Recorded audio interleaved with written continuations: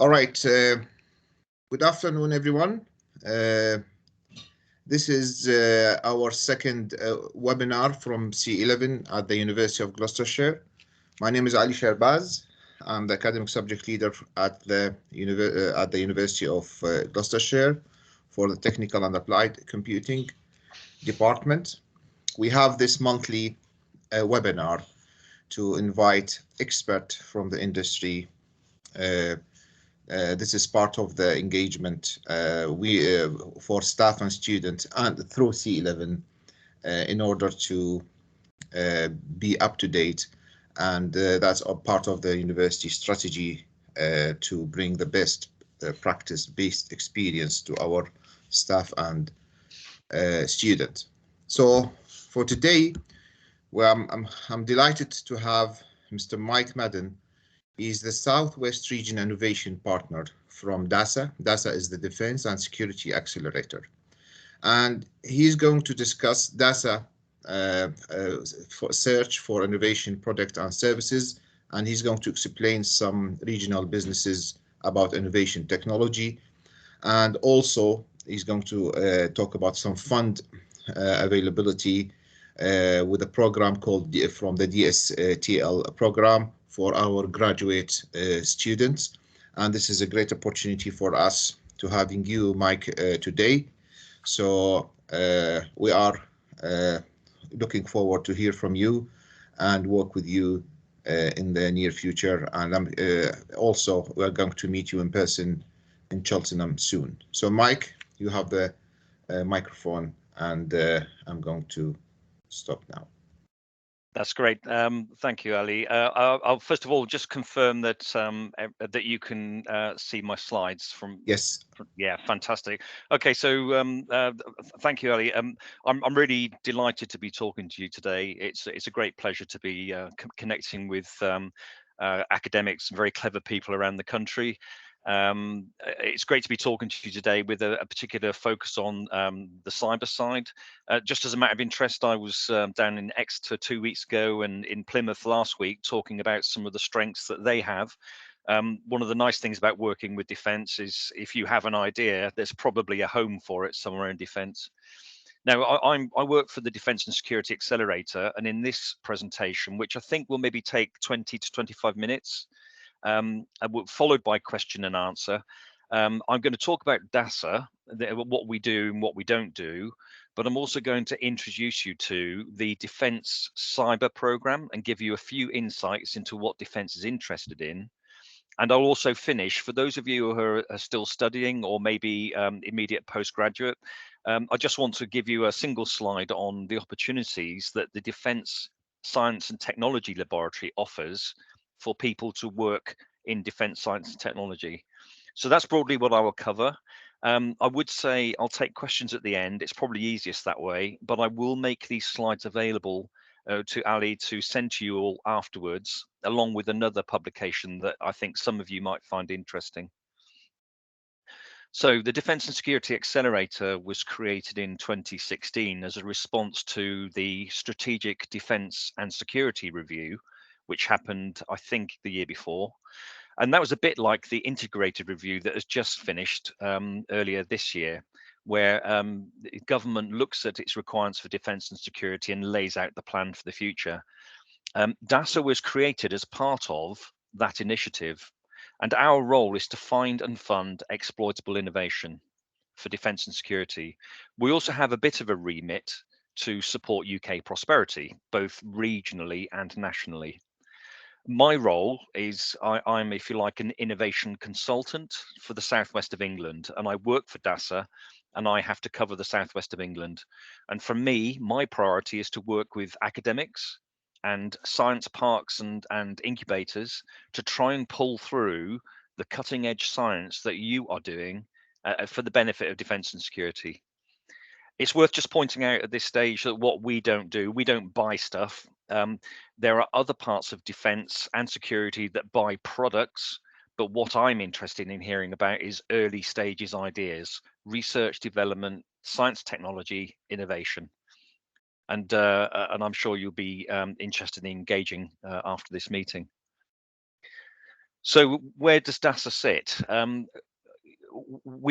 DASA sits at the center of this slide, if you like, and you can see on the top we have all of our customers. It's the Ministry of Defence plus security across government. The Ministry of Defence is quite straightforward in some ways. It's Army, Air Force, Navy. I think most people get that. The challenge with security, of course, is it's really cross-cutting. You could argue that defence is part of security. It's part of national security. But security does include the Home Office, Department for Transport, Border Force, police forces around the country. It will also include places like GCHQ and NCSC, which are organizations I'm sure some of you are familiar with. Now, essentially, those customers come to us with their challenges and their problems, and hopefully some money.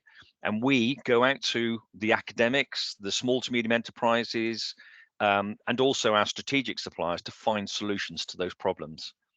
And what DASA does is we launch competitions, which I'll talk about in a moment, to try and find those solutions and get them back for the customers. Now, I mentioned that DASA looks like it's at the center of this whole ecosystem. We are kind of because we operate as part of an MOD center organization, but actually we're part of a much wider ecosystem. So, for instance, each of the Army, Air Force, Navy, and parts of security have their own smaller innovation hubs. We also work with Innovate UK and Innovate UK Edge, the knowledge transfer networks, other trade clusters across the region and the nation. So, as I say, we are part of an ecosystem, really. It's worth pointing out what DASA actually funds. Now, I mentioned earlier on that we don't buy kit, we don't buy products and services. What we do is we fund the innovation in order to enable innovators to compete in the marketplace, but also in order to give our customers more choices with the innovations you have. So what we want is stuff that's still in development, still at that innovative stage, maybe needs a bit of a leg up to de-risk the technology and the ideas to move it forward. Of course, anything we fund has to be aligned to a defense or security challenge. But it's important to note that, while we would only buy an innovative project, we'd only pay for an innovative project if it was relevant to defense and security. The truth is that with cyber is one of those areas that is completely cross-cutting. And we do acknowledge that you might have an idea relevant to defense, but it is also relevant to other sectors, whether it's aerospace or health or education. It really doesn't matter. As long as there's a defense need, we will still fund it because it's good news, actually, that it could be applied more widely. All of our funding is based on competition, as it says at the bottom of that slide, and I'll talk about the competition mechanisms in a moment. Now, there's a couple of things here that I'd like to point out. So whether you're academic or a small to medium enterprise, some of these things are really attractive. Anyone can apply. As long as you're able to trade, you can apply.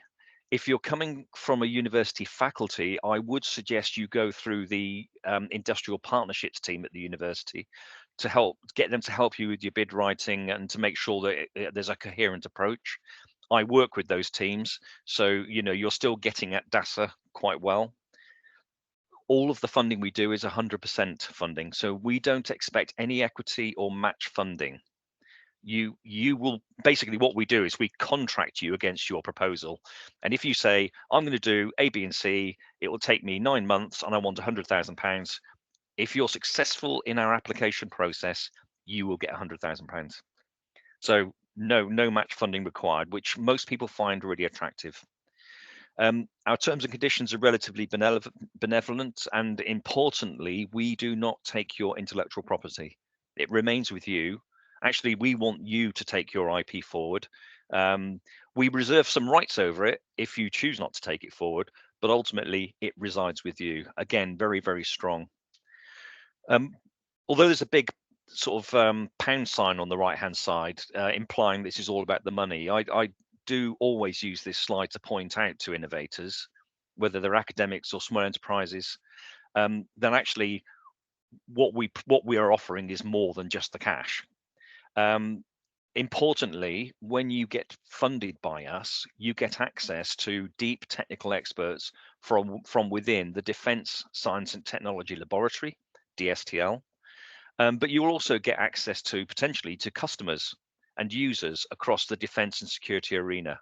Now, this is the sort of access that I know academics and small enterprises often find difficult to achieve. So, although the pound sign is important, it's all about putting bread on the table and keeping the business viable. Actually, there is a lot more to getting funding from us than just the cash. And I would urge you to nurture those relationships that you build as part of a project if you're successful in getting funding with us. The final one is we do work to exploit your ideas. So we might fund your project, but we have a small and growing team which is there exclusively to help take you beyond the project.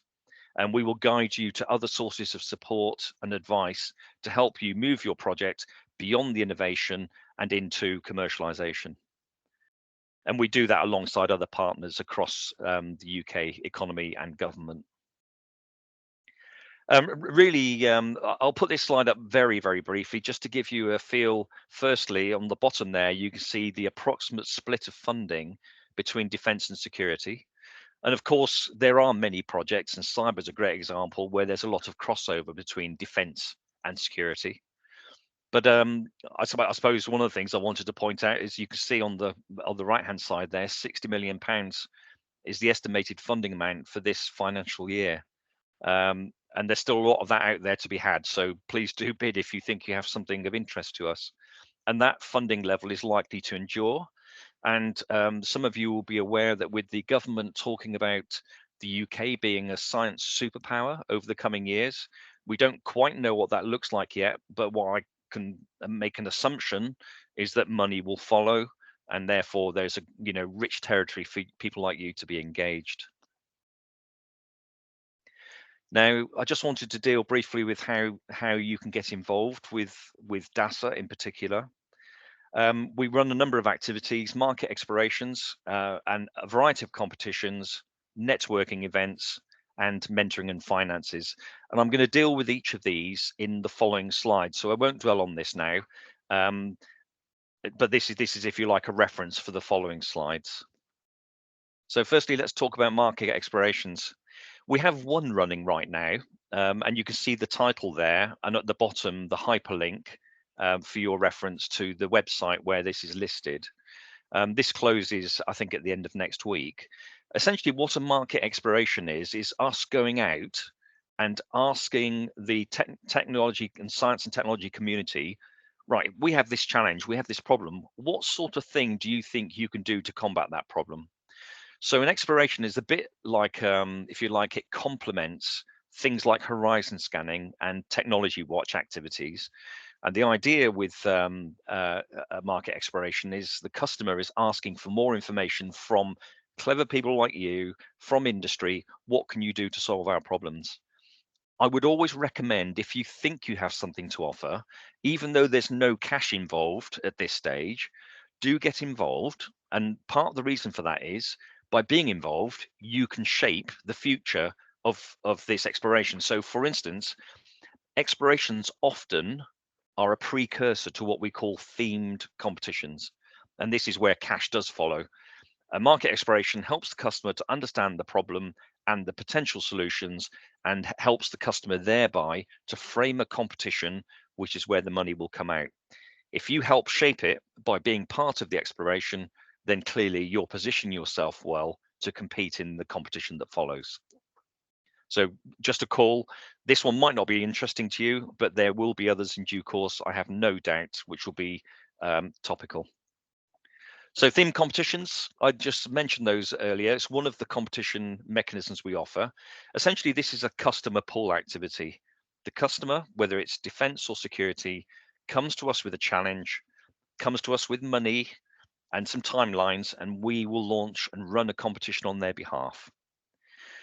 A couple of things that are worth noting. Theme competitions are very ad hoc. We run, I think since we started 5 years ago, we've run something like 80 different themed competitions across the whole spectrum of possible activities relating to defense and security. So literally everything from, AI and machine learning through to psychology and behavioral sciences, and everything you can think of in between. These competitions are very attractive for a number of reasons. They're often multi-phase, so you get more than one bite at the cherry. They're always associated with a launch event, mostly virtual these days, but also those launch events allow an opportunity for you to have a one-to-one with the customer community. So not only do you get to understand what the customer's problems are, you can also give them an idea of what your potential solution is and have a discussion about whether it's worth bidding. Another thing that's really attractive is at the end of a theme competition, we often run what's known as a demonstration or marketplace event, where we invite all the successful bidders to come together, show us all the great stuff they've done. And not only do you get face time with the customers and the users, you also get face time with your colleagues in industry and academia who have done related activities. And we often see partnerships and collaborations arising from these events. So well worth doing. Theme competitions, they're listed on our website. Hyperlink is at the bottom. If you want to know what's going on, I would suggest go to the hyperlink and set up an alert on the gov.uk webpage, which means that you will always be notified when a competition is launched and you won't miss it. So that's theme competitions. The current theme competition is a next-gen space tech competition. It might be worth a look at this, although it's very close to closing now, unfortunately. But when you think space tech, some people might think, oh, they just want rocket launchers and things. Well, no, we're after everything from, how to interpret the the amount of sort of big data that's available coming from satellites. How do we manage it?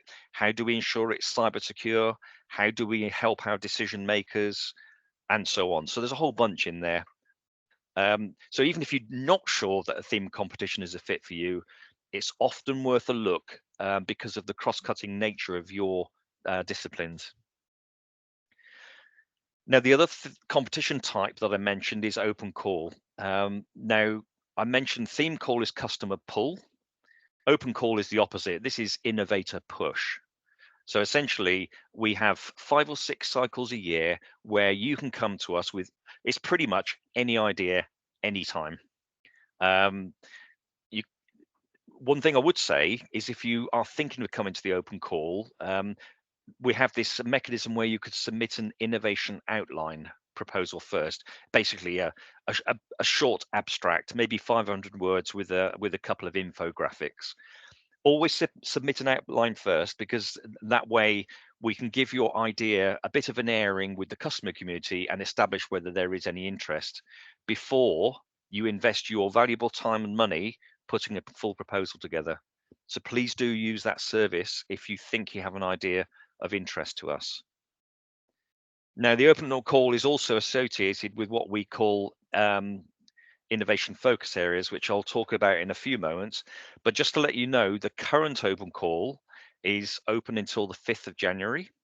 So you have until then to submit a proposal if you're interested. You'll notice here that we have 2 tracks. One is defense and the other one is security. Each of those tracks is associated with information on our website, which tells you what sorts of things we're interested in. Now, if you have something that may be applicable to both, that's not an issue. We can handle that. But what I would say is if you do have a situation like that, talk to me first and I will guide you as to which of the two channels it's best for you to apply to. One thing I would also point out is in the defense channel, we do have 2 lanes, if you like, for depending on the maturity, the technical maturity of your idea. So we have an emerging lane for low maturity ideas and a rapid impact lane for more mature ideas up to about TRL6. Now, the fundamental difference between the 2 is really it's a matter of how long it's going to take to deliver your project, but also how much money you might need to deliver it. So again, I can guide you on which of those lanes is best for you. Now, I mentioned earlier that we have innovation focus areas. Within the open call, we do welcome any idea, anytime, genuinely. as long as it's relevant to defense or security. But what we do also try and do is guide you as innovators, very busy people, what sort of things. So open call is any idea, any time, but there are some things that defense or security are interested in, and here they are. We call them innovation focus areas. At the moment, I think we've got 8 or 9 live, and I've just put a couple of them up that may be of interest to you. Now, you'll see on these slides for your reference later, there's a color code in that box, so dark blue, light blue, and on the next slide, you'll see another one. Those colors correspond with slides that are to follow, so you can correlate an innovation focus area with some of the later slides. Now you can see the innovation focus area has a title, which I like to think is reasonably self-explanatory. And there's a web link there that you can go to our competition page. Now, I would urge you to do that if you're interested, because each of these innovation focus areas is associated with 3 or 4 paragraphs of text to explain what do we mean by this innovation focus area. What are we interested in? What are we not interested in? And that will help to guide you as to which of these is a fit for you. You may have an idea that applies to more than one IFA. That's okay. But it's equally okay if you have an idea that fits to just one of them. I would point out, though, if you come to the open call, it is any idea, anytime. So you don't have to fit to an IFA in order to work with us. I just thought I'd let you know that straight away. So these ones are listed. There's a couple of IFAs there related to cyber, and 2 other IFAs. One with the coloured box there is a cyber IFA. The other one is non-cyber, next generation wearable technology. So please do take a look at these links and see whether they're interesting to you. And if they are, then please do get in touch and we can have a conversation about bidding. We have time. 5th of January is when this cycle closes. Now, I also mentioned on that earlier slide where I signposted the competitions that we do have another activity where we, as I mentioned before, we help innovators beyond their project. We do our best to help. And this is done by a partnerships and impact team. And they will work with successful innovators to try and get them through the next stages beyond innovation. One of the services we offer for small to medium enterprises mainly is what we call defense innovation loans, and this is basically a competitive loan system done in partnership with Innovate UK for small to medium enterprises. And now I don't know whether any of you are on this, but I just thought I'd add this slide in for completeness, really. And if there are any of you working with small, medium enterprises, or indeed you are an SME, this might be of interest to you. The key thing really here is that you must have a good, strong customer pull for your idea in order to qualify. Once again, all of the details are on our website. Now, in the following slides, I'm going to dive into a little bit of what I mentioned earlier on, DSTL, which is the Defence Science and Technology Laboratory. And now, I will put my hands up right now. I am not a cyber expert. I am a generalist. I understand cyber in lay terms, I suppose, and I've got a few analogies which seem to work. So don't ask me any difficult cyber questions later on. But what I did want to do is give you an insight into what DSTL is doing, because actually DASA is one of the ways of you getting work with defense and security. But actually, as an academic institution, or even through your C11 membership, or your individual entity as the trading business, there are other ways of working with DSTL, which I will signpost during these other slides. So it doesn't have to be via DASA. So here you can see just an introductory slide just to explain that the cyber defense program within DSTL is trying to support MOD and UK government to deliver cyber resilience. So I won't dwell on this slide. Now, on this slide, I just want to point out, you remember I indicated color coding on those innovation focus areas? Well, those color codes correspond with the color codes on this slide and the next slide. Now these three chunks, if you like, are broadly what the cyber resilience program at DSTL looks like. So on the one hand, they're looking at hardening the system through through reducing the cyber attack surface. You can see that they're trying to protect information by using information assurance tools. And also they're trying to defend at pace by looking to the generation after next about how we can do cyber resilience autonomously using AI, machine learning, self-recovery, etc., and taking the human out of the loop to a larger extent than we currently do. Now you can see at the bottom there that each of these pillars has an aspiration about the generation of the technologies we're looking at. And you can see that the one on the right in dark blue is generation after next. This is looking forward. This is blue skies. This is new. So you can see straight away, both whether you're working with DASA or working with DSTL, a lot of the things that are going on around the sort of C11, Hub 8, University Cheltenham area is really, really topical for defence. Now this next slide, it just gives you some of the ideas. So again, the color code corresponds. You can see in the middle there, if there's no other incentive to get involved, that over the coming 4 years, there's a fairly sizable chunk of cash available for innovative research. And you can see the sorts of things that are hallmarks of the program. So in the dark blue, the generation after the next, you can see automated forensics, context-aware decision-making, teaming between humans and machines, and things like automated detection and recovery of cyber issues. So again, hopefully giving you a bit of an incentive to engage on the DSTL program. Now, I mentioned that DASA is one of the potential routes to you, and you can see there that DASA is referenced on this DSTL slide through the Innovation Focus Area system, our theme competitions and our open calls. But below that, there are other ways of working with defence and security on the science and technology axis. DSTL has a massive and growing program. So I mentioned science superpower earlier on. DSTL has already been given a large amount of cash over a 4-year settlement, which is a major uplift on the current program to tackle things like this. And it's not exclusively cyber, clearly, but this is a very hot topic at the moment. And DSTL can't do all that work itself. I mean, DSTL is only 3,500 strong. They're not all scientists.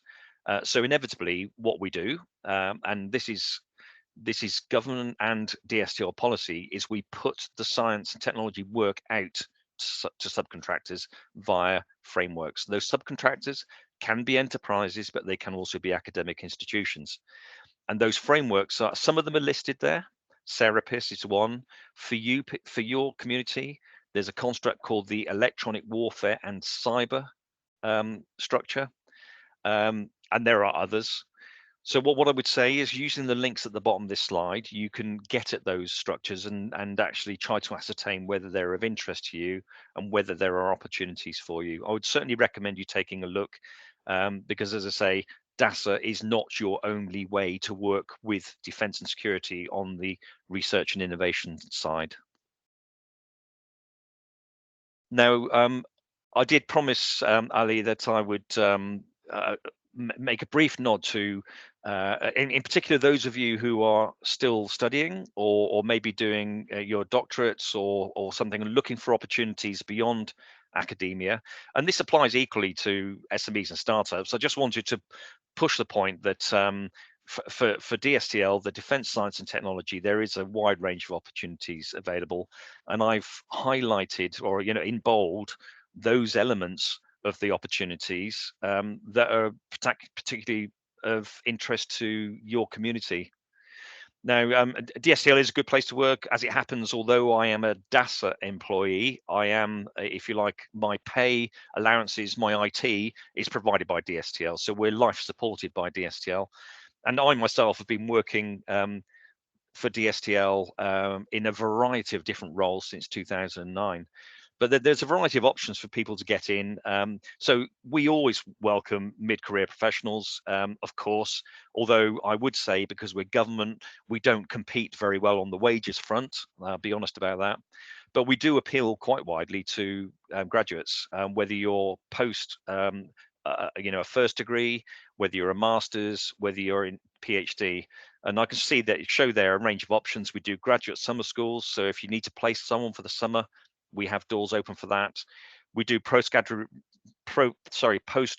recruiting. And in fact, that recruiting is happening right now for intake in the summer of 2022, graduation. We're even considering things like master's apprenticeships, where you come along, do your master's, but get paid at the same time. We have pathways for people to do PhDs within the lab, having been brought in. There are a variety of fixed term and contract options available for people to come in and work for maybe 3 years and then move on back into industry or academia. We have fairly generous professional accreditation and fellowship schemes as well. So for instance, professional membership, we will pay for up to 2 of them, but we will also help you on your accreditation pathway, which I know for some institutions is quite a challenge. So good place to work. There's a link there to civil service jobs, which is where DSTL offers all of its opportunities. And at the bottom there, a couple of other hyperlinks, which will give you a few more indications about what we do. One thing I would say though, and apologies for those of you who aren't, but the DSTL is open to UK nationals only. However, there are lots of other places in defence and security to work if you're either a foreign citizen or you have dual nationality. It's just that DSTL, because of the nature of the organisation, it's UK national only. And I think actually that's drawing me close to the end of my presentation. I did want to just alert you. So on the left-hand side, there's a screenshot from our current web page. That what I would suggest is, go and take a look. There's the hyperlink at the bottom there. There's a mechanism for you to reach out to your regional partner. So if any of you are not based in the Southwest, which is my patch, if you're based elsewhere or you have colleagues elsewhere, there are equivalents to me based all over England and the devolved administrations, and indeed internationally. And we are, if you like, your first port of call for a conversation about your ideas, if you're just not sure. All the hyperlinks are on the top right-hand side of that web the web screenshot there. And as I said earlier on, I would recommend, if you are interested in DASA, set up an alert to this web page, maybe a weekly alert, just so you know what's going on and you don't miss any opportunities. And that concludes my presentation. I'll just leave a few contact details up there, and then I'll hand back to Ali to curate any questions you might have, and I will stop sharing now.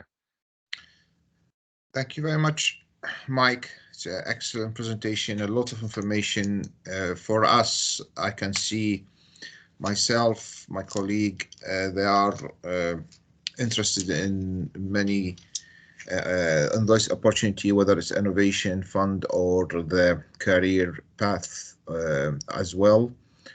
I think you did mention that you're going to share the slide. I just would like to confirm, because the head of school asked this question, and I'm sure you said yes. Thank you very much for this opportunity, Mike. I will now open the floor for questions. You can write it in the chat, or you can raise your hand and ask Mike your question in person, colleague.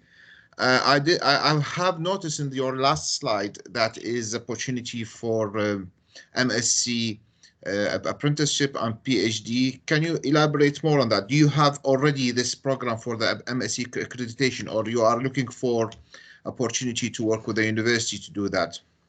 Yeah. So we do that internally. The MSc apprenticeship thing is a new thing which hasn't launched yet, but I put it on there as an incentive to come and take a look. Okay. With PhDs, we do regularly bring people in. So for instance, we might have someone who joins us as a graduate master's, but then they get work experience in the STEM subjects, and maybe 5 years in, they might say, hey, I'd like to do a PhD. and we do often sponsor them through PhDs. All right. Okay. Now, the other thing that DSTL does is we sponsor PhDs in universities as well. Okay. So that there is a PhD scheme which is open to applications from across the nation. I can't remember how many placements it is per year, but it could be maybe 30, where basically DSTL will pay your PhD student to do some work that is relevant to defense or security. Perfect. Again, all of the details are on that website. All right. I think this is probably going to be one of the item when we meet in person, when you visit us to discuss. Yeah. Okay.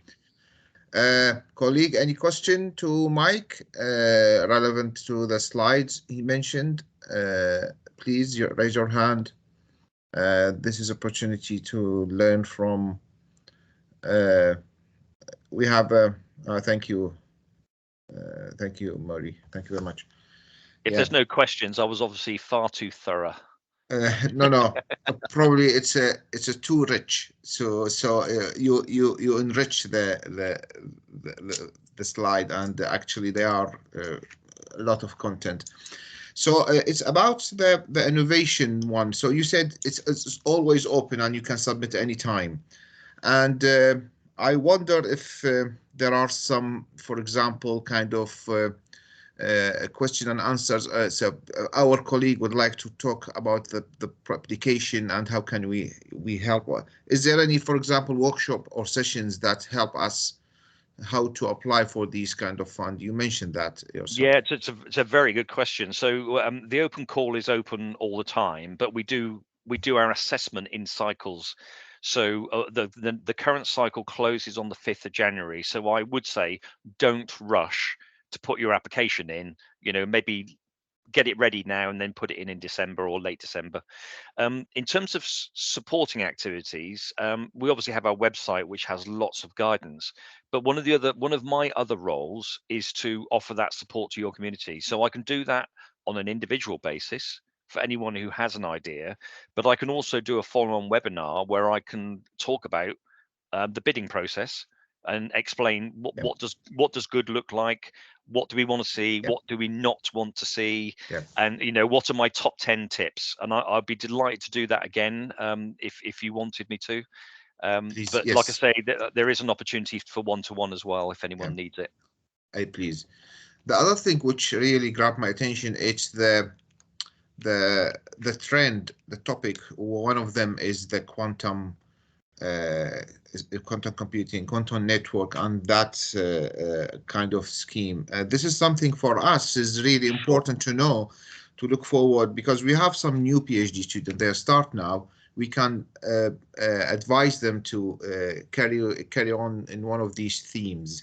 And because you are ahead on that, or at least you know that we need that at least from you. So we can prepare ourselves, our research focus, our research direction toward these kind of and then the one also the automated cyber forensic, or the forensic. That is something probably I'm going to talk to my colleague about it. This is something, it's combining AI with the forensic. I can see Stewart. I haven't called you by my name to not put a pressure, but this is you to talk about. Stewart, my colleague, he's the course leader for the forensic. So that is a research topic. We can talk about it, Stewart. But by the way, Mike, he's going to visit us, and I don't remember the date, but it's going to have we agreed on the date?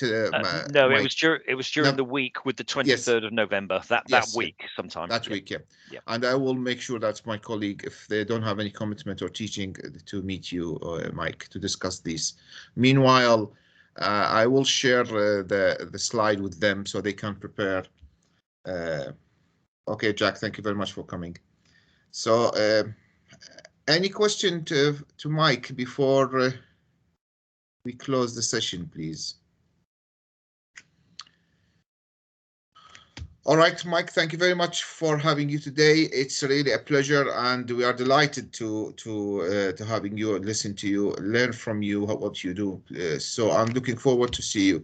And please, colleague, join me to virtually thank Mike on that, and really useful information. and looking forward to see you in Cheltenham, Mike. No, Thank you it's very been much. my pleasure, and I look forward to seeing you too. So Bye-bye. all the best, everyone. Have a good afternoon. And you. Bye-bye. Bye.